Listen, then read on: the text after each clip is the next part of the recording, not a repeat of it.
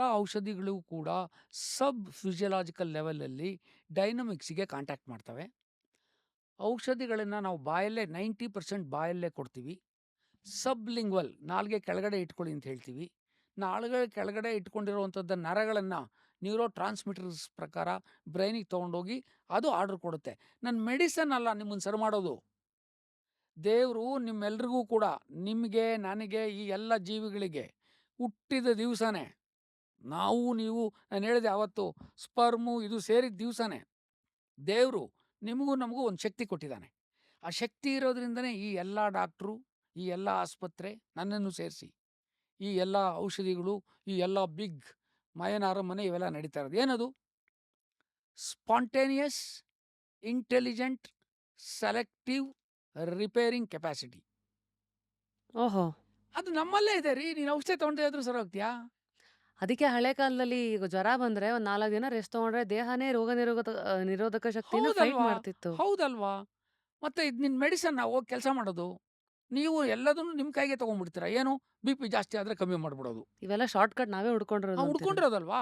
ಯಾಕೆಂದ್ರೆ ನಮ್ಗೇನು ಮಾಡಬೇಕು ಅಂತ ಗೊತ್ತಿಲ್ಲ. ತಾಳ್ಮೆ ಆಧುನಿಕ ಇಲ್ಲ. ವೈದ್ಯಕೀಯ ವಿಜ್ಞಾನ ಅಂತ ಹೇಳ್ತೀರಿ. ಬಿ ಪಿ ಜಾಸ್ತಿ ಆದರೆ ಬಿ ಪಿ ಕಮ್ಮಿ ಮಾಡಿಬಿಡೋದು. ಅರೆ ಬಿ ಪಿ ಯಾಕೆ ಜಾಸ್ತಿ ಆಯ್ತಯ್ಯ? ನಾಳೆ ಬೆಳಿಗ್ಗೆ 10,000 ರೂಪಾಯಿ ಕೊಡ್ಬೇಕು ಅವನು, ಯಾವನ ಪಾಪ ಮಗಳು SLC ಫೀಸು 10,000 ರೂಪಾಯಿ ಅವನ ಹತ್ರ ಇಲ್ಲ. ನೀನು ಧ್ಯಾನ ಮಾಡು, ಯೋಗ ಮಾಡು. ಅಯ್ಯೋ, ಅವ್ನಿಗೆ 10,000 ರೂಪಾಯಿ ಕೊಟ್ಬಿಟ್ರೆ ಎಲ್ಲ ಸರಿ ಹೋಗುತ್ತೆ. ಅವ್ನ ಬಿ ಪಿನೂ ಕಮ್ಮಿ ಆಗುತ್ತೆ. ನೀನು ಯೋಗ ಮಾಡು, ಧ್ಯಾನ ಮಾಡು, ಮೂಗು ಮುಚ್ಕೊಂಡು ಅಲ್ಲಿ ನೋಡು. ಎಲ್ಲಿ ನೋಡ್ತೀಯ? ಅಲ್ಲಿ ನೋಡೋದು.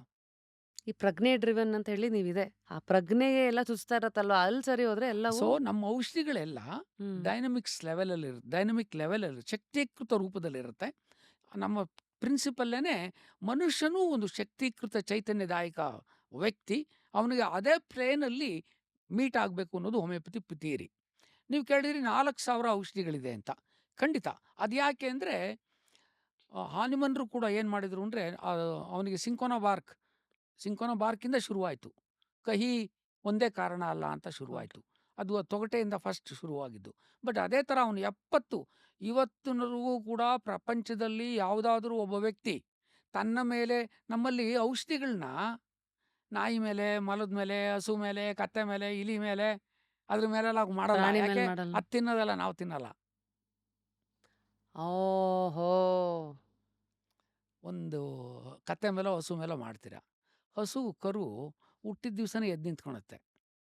ನಿಮ್ಮ ಹುಡುಗ ಎದ್ದು ನಿಂತ್ಕೊಳಕ್ಕೆ ಎಷ್ಟು ವರ್ಷ ಬೇಕು? ಅದ್ರ ಮೇಲೆ ಮಾಡಿದ ಔಷಧಿ ಇಲ್ಲೆಂಗೆ ಪ್ರಯೋಗ ಮಾಡ್ತೀರಾ? ಸೊ ಪ್ರಾಣಿಗಳ ಮೇಲೆ ಪ್ರಯೋಗ ಮಾಡಿದ ತಪ್ಪು ಅನ್ನುವಂಥದ್ದು ಹೋಮಿಯೋಪತಿ ತತ್ವ. ಅವನಿಗೇನ್ರಿ ಗೊತ್ತಾಗುತ್ತೆ? ಇಂಥ ಲಕ್ಷಾಂತರ ಜನ, ಕೋಟ್ಯಾಂತರ ಜನ ಇರೋ ದೇಶದಲ್ಲಿ ನಾವು ನಮ್ಮ ಎಲ್ಲ ಔಷಧಿಗಳು ಕೂಡ ಹ್ಮ್.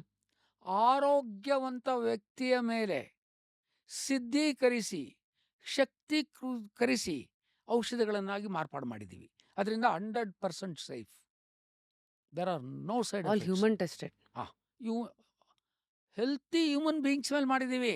ನಾಯಿಗಳ ಮೇಲೆ, ನರಿಗಳ ಮೇಲೆ, ಇಲಿಗಳ ಮೇಲೆ, ಮಲಗಳ ಮೇಲೆ, ಅದು ಎಂಥದ್ದು ಗಿನಿ ಪಿಗ್ಸ್ ಮೇಲೆ ಮಾಡಿರೋವಂಥದ್ದಲ್ಲ.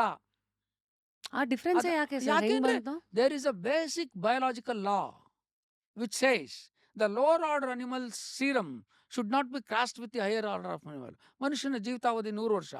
ಒಂದು ಕತ್ತೆದು, ಹಸುದು, ಒಂದ್ 30, ಮೊಲದ್ದು, 20 ಎಲ್ಲ ಬೇರೆ ಬೇರೆ. ಮತ್ತೆ ಸೆಲ್ ಡಿವಿಷನ್ ಅಲ್ಲಿ ಬೇರೆ ಇಲ್ಲಿ ಬೇರೆ ಅಲ್ವಾ? How do you cross? There is a basic biological law. And how are we blindly accepting ಇವೆಲ್ಲ ಅಂತ? ಅದು ಹಿಂಗೆ ಅಲ್ವಾ madam? Brand equity, market forces,